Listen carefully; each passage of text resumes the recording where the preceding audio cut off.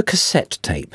This dominated the music industry along with vinyl records for decades, and it only really got usurped and phased out in about 2004 or 5 when things like this came along, the iPod. Notice they're basically the same size. But this can hold days of audio, and this can only hold 90 minutes. And the quality of this is far inferior to a CD. So why are these making a comeback? Why should they? Well, there's some important reasons, and I'm also going to show you about the machine and looking after the machine as well, and looking after your tapes. Let's have a look.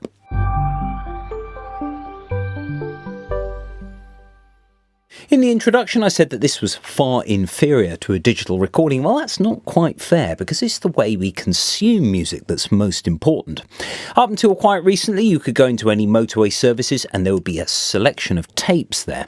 However, there aren't really any pre-recorded tapes anymore, only blank ones. But you can make things like mixtapes. DJs communicate with each other using mixtapes. These are my tunes. Here, have a listen. And they'll just hand you a cassette because it's really convenient. If grandma wants to record the church service, the only format you can use is still this, unless you've got lots of cables, know-how, computers, all of that sort of thing. Now, this was invented in 1963.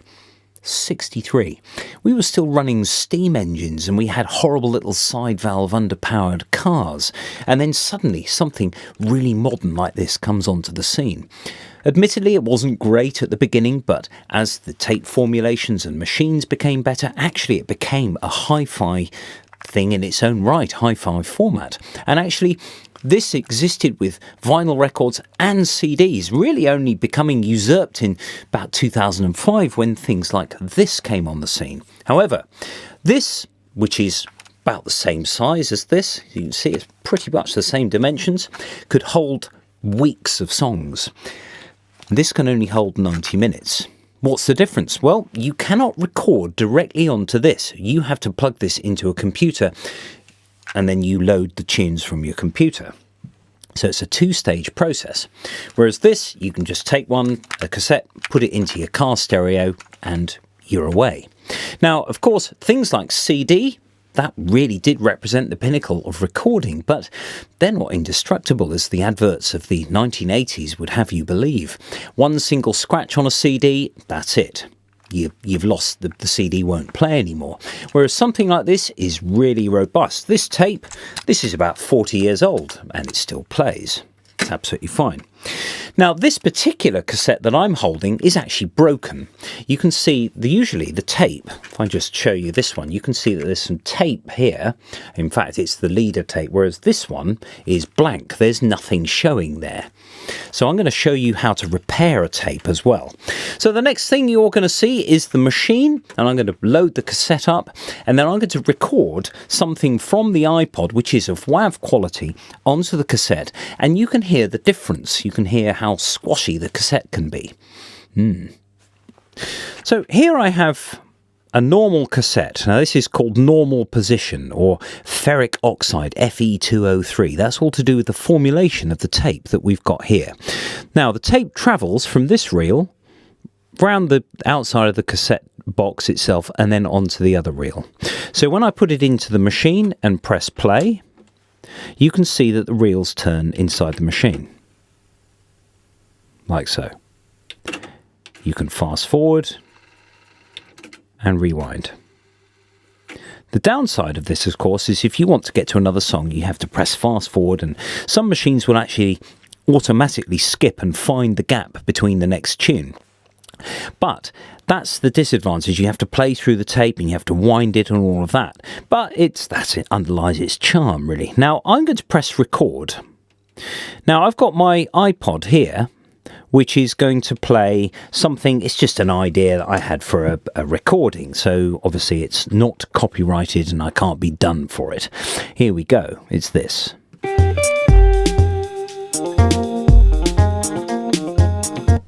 Now, that is coming into the machine at the moment. You can see that the display is flickering up and down to actually indicate that there's something coming in. I've got a little input level control here, which I can turn up or down to set the level.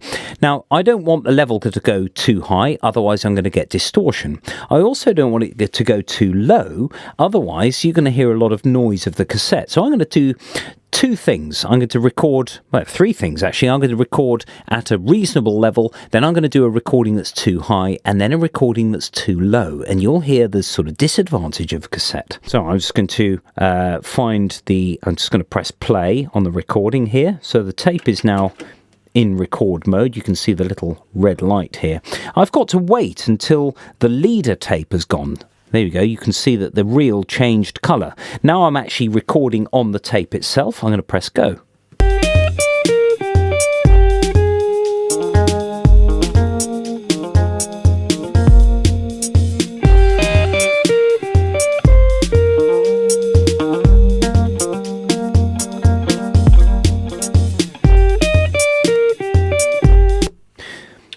One of the reasons I chose this particular recording is that it's got some quite crisp sort of hi-hats, lots of bass, and there's that sort of middle guitar sound. Now, what the tape is going to do, when I play it back now, you'll hear that it sounds a little bit fuzzy. Not only that, but the guitar sound is a bit warbly. Now, this is called wow and flutter. Now, this is something you get on an analog machine.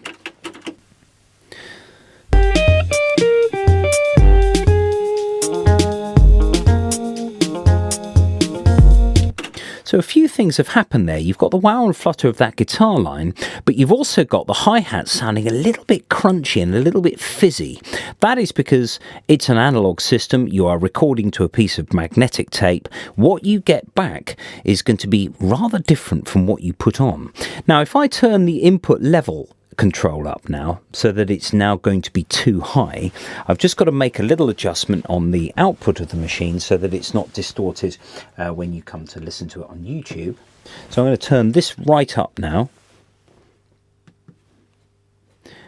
and then see what happens with that. So I'm going to reset the counter.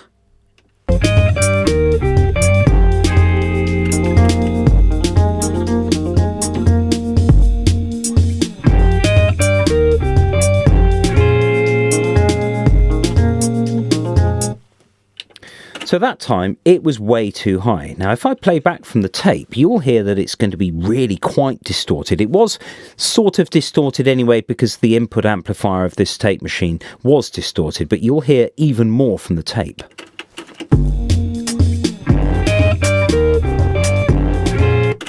Not good. Okay, so I'm going to reset the counter. This time, I'm going to take the level right down so that there's almost nothing coming in.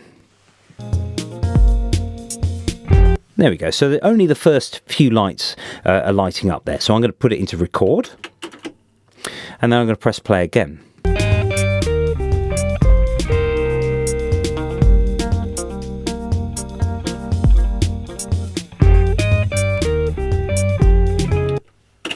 Okay. So now I've got that. I'm just going to play that back. Now, when you don't record much level onto a tape, you're going to hear more of what's called tape hiss or noise coming back.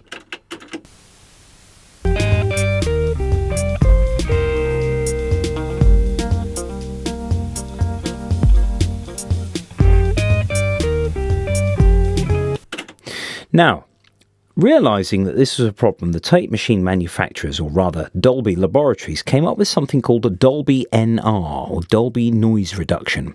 Now on this machine there are two types. There's type B, as you can see in the display, or type C. C represents much more noise reduction. So if I was to record with this at that same low recording level, you'll hear that there's going to be less hiss from the tape. So if I press record again,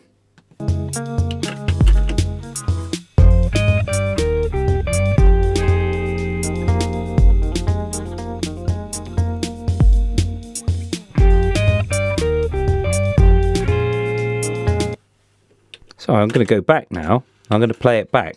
Notice that Dolby C is still on.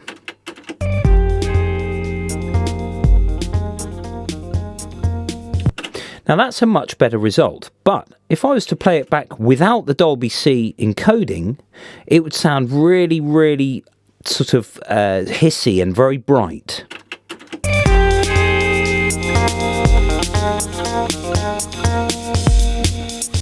You can hear that sort of compression kicking in. So you've got to make sure that you use the same Dolby that you recorded with. Now, the downside of this is that if you play it back on another machine, the adjustment will be ever so slightly different. And therefore, we're going to be in a bit of a pickle. Now, this is a normal tape. There are 3 different formulations. I'll just show you those here. Now, this is a normal tape, the one I've just taken out here. You've got one recording tab there. You can see that in the corner on the camera. However, there was something called a chrome tape, which was this one here. Now you can see that there's an extra hole next to the recording tab. There's an extra hole there. Now on a machine like this, it knows that you've put a different type of tape in, and it actually makes adjustments inside for bias and recording EQ and all of that sort of thing. Now the best one of the lot is this one, which is a metal tape. Now you can see that there are 2 extra lugs out of the top here, which means that this tape is of the sort of ultimate quality. Sound Excellence Metal XR by Sony.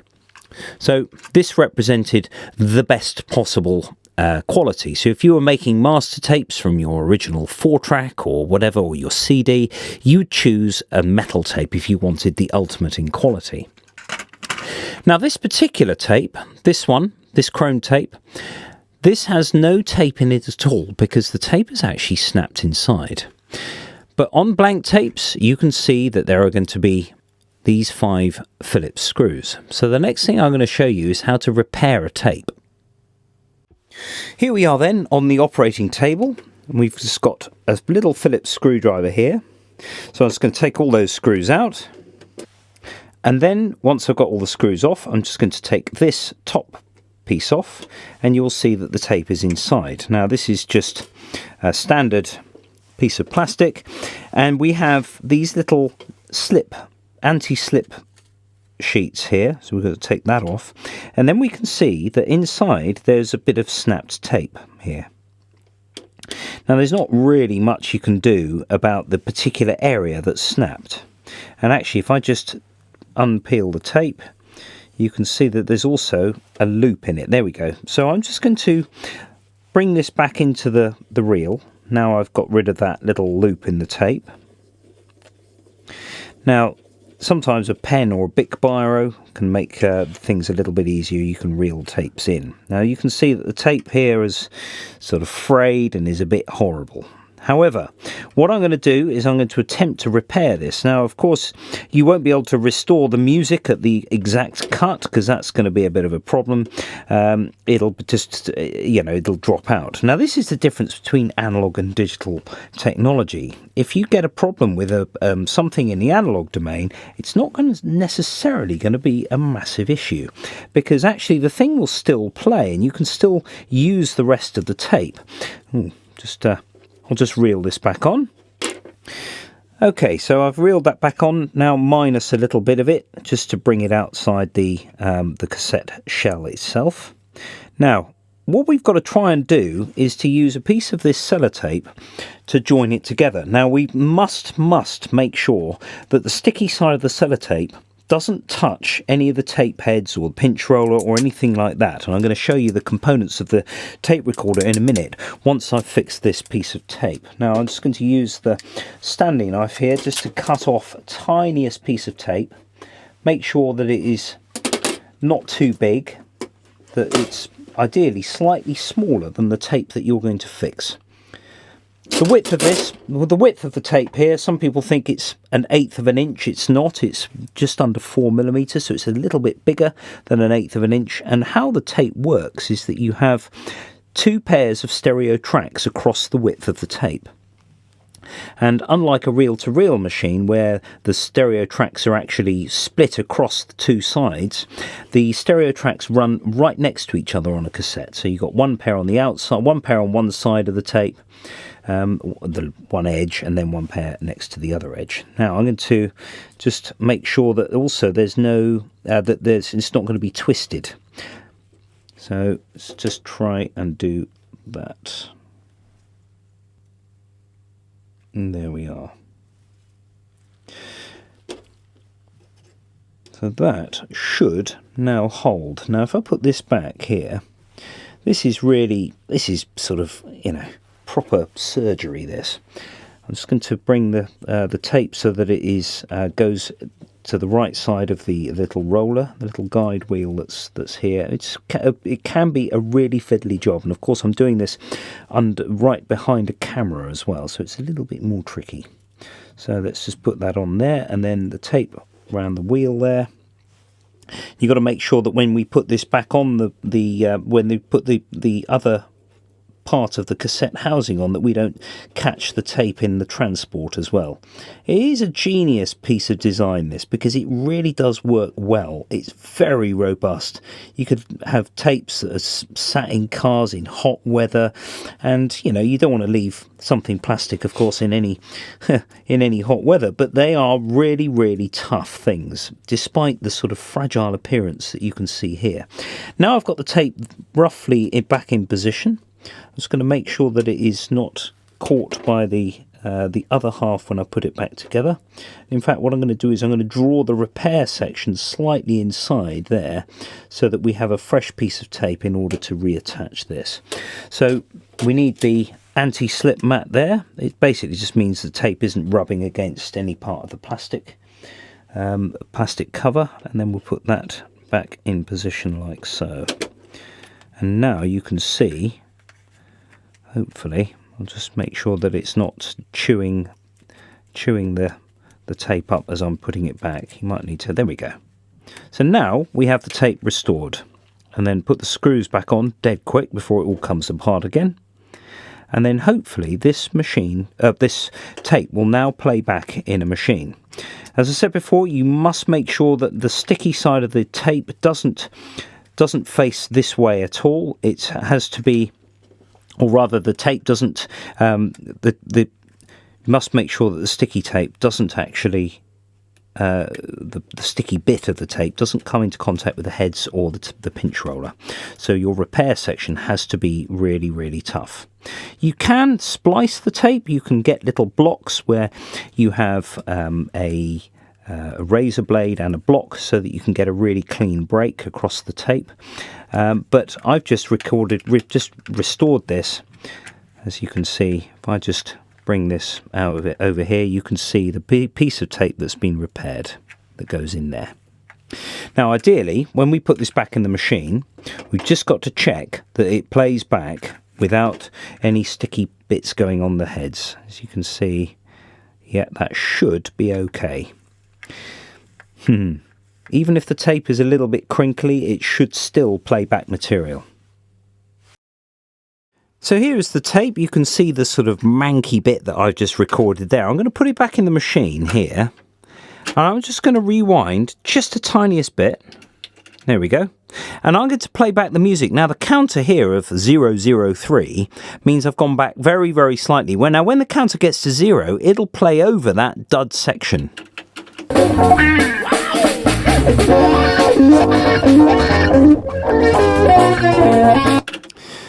So you could hear it just vanished momentarily. Now, if you've got a beloved tape where you've got something, really you're just going to have to live with it. And actually the tape does work. It does play back.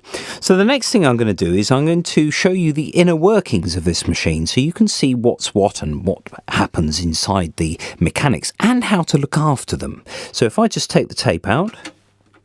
Now with the tape door open, you can see the workings of the machine inside. I've got a cotton bud here, which I'm going to use to point at the various things, and I'm also going to use this bud to clean the tape heads.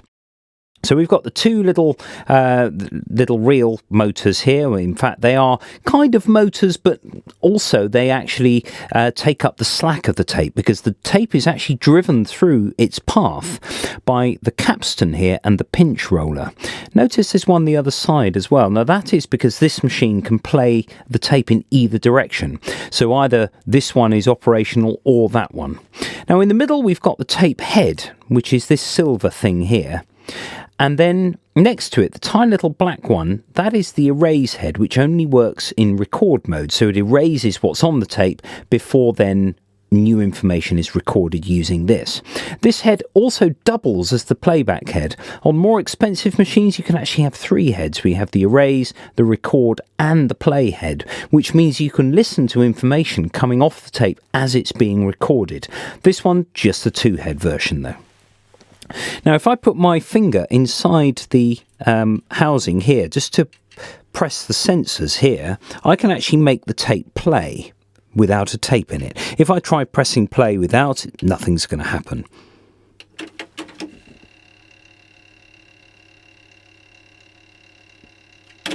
And there we go.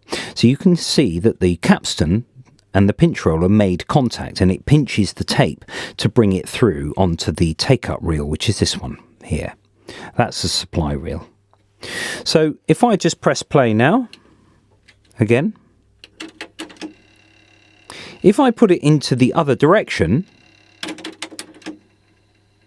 the other capstan works, and the head actually spins, because what happens on a tape, as I said when I was taking that tape apart, the tape track, the stereo track, the 2 tracks that are on a tape actually occupy half of the tape width, because the other side occupies the other half.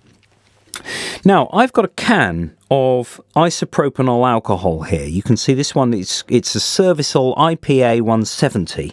Now, the isopropanol has to be pure. If there's any water in the alcohol at all, it'll damage the head. So I've just moistened this and then just going to just lightly brush the tape head here. Like this, lightly brush over with the isopropanol, and it'll evaporate on its own. You don't need to dry it out. Now, actually, on this machine's quite clean. Sometimes you can see a little bit of red or brown deposits. However, if I press play and then go over the pinch wheel with the same cotton bud,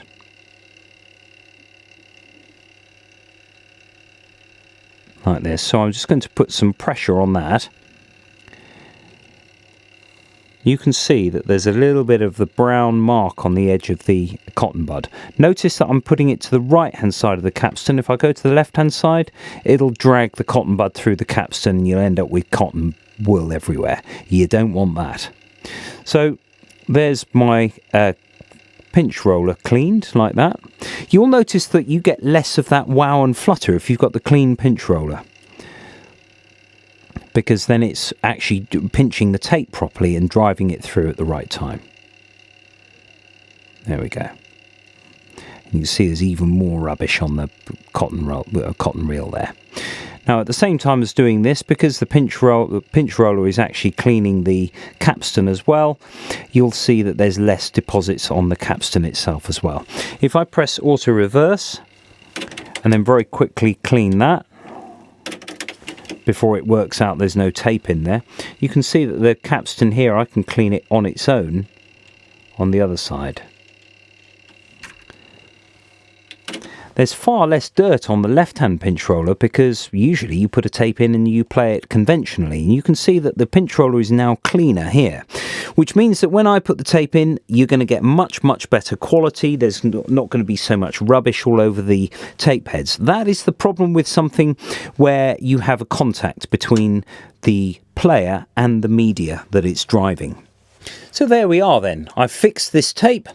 You can see it's a little bit of a clunky sort of mechanical thing, and actually anything that makes contact with the media, this is going to wear out eventually, and exactly the same with vinyl records.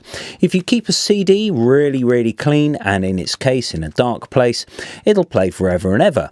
However, if you've got a tape and a record and you keep them in good condition as well, there's no reason why they shouldn't last for years and years. And you can make your own mixtapes. As I said, you can even back in the day, you can smuggle illegal music behind the Iron Curtain using things like this. It's a damn sight easier to get something like this across a border than it was a record. Much, much more difficult with a record. And there we are. And of course, you can make as many copies of this as you like. And there are actually machines that allow you to duplicate 5, 10, 50 tapes at once from a single master. So it's really, really easy to use as well. The humble cassette tape.